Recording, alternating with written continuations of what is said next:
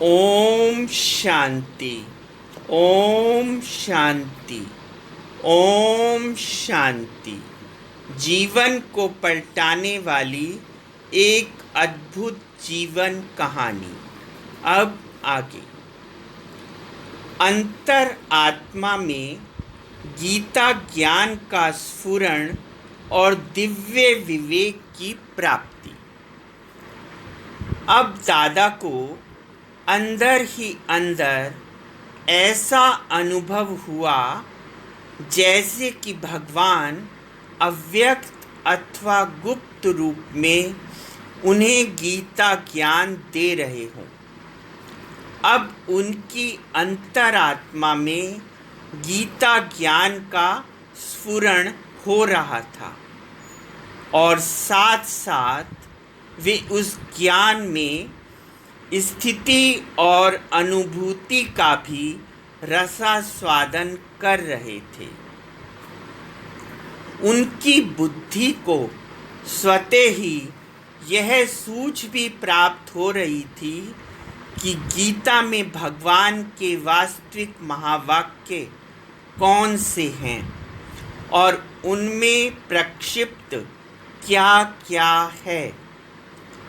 गोया अब उन्हें दिव्य विवेक की प्राप्ति हुई और इस सत्यता में उनका विश्वास और दृढ़ हुआ कि गीता ही एक ऐसा शास्त्र है जिसमें स्वयं भगवान के महावाक्य हैं।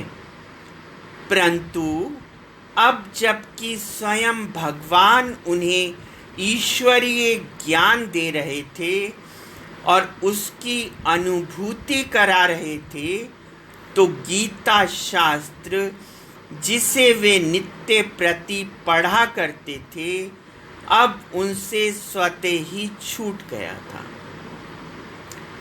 दादा को ऐसा अनुभव होता कि वे अर्जुन हैं और स्वयं भगवान उनकी ज्ञान पिपासा तृप्त कर रहे हैं।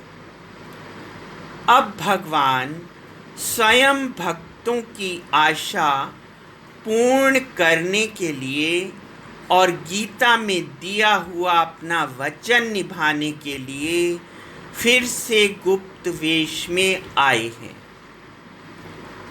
दादा को अब यह निश्चय हो गया कि मैं यह देह नहीं हूँ, कि मैं यह देह नहीं हूँ, मैं एक अविनाशी आत्मा हूँ।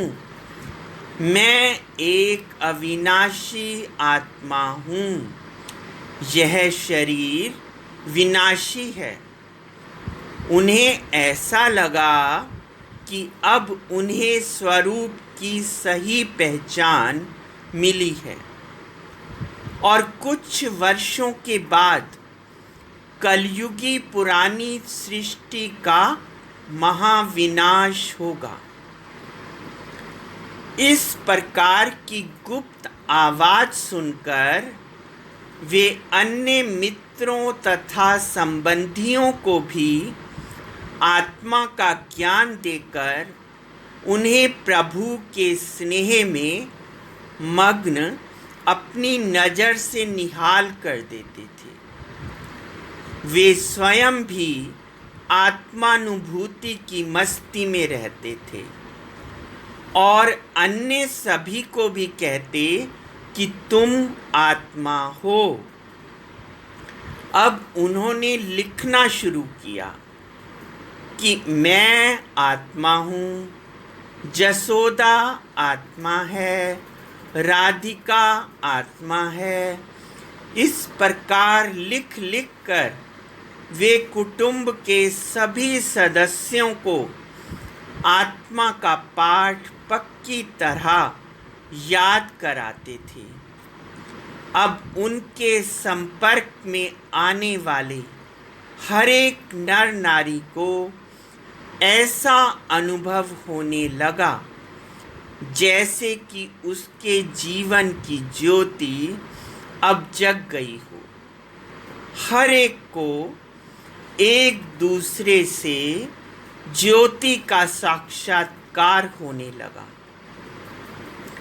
जिसके फलस्वरूप सबको आत्मनिश्चय के साथ परम शांति का भी अनुभव होने लगा। उनके मन में विकारों के प्रति घृणा पैदा होने लगी और उनका खान पान भी शुद्ध हो गया। परमपिता परमात्मा शिव ने दादा के तन में प्रवेश करके अब नर नारी के खान पान, व्यवहार, दृष्टि, वृत्ति आदि को शुद्ध किया और उनकी शिक्षा की व्यवस्था भी की। उन्होंने सबको पितृवत स्नेह भी दिया और उन्हें जीवन को श्रेष्ठ बनाने के लिए नियम भी बताए। फिर क्या हुआ यह आगे बताएंगे। ओम शांति, ओम शांति, ओम शांति।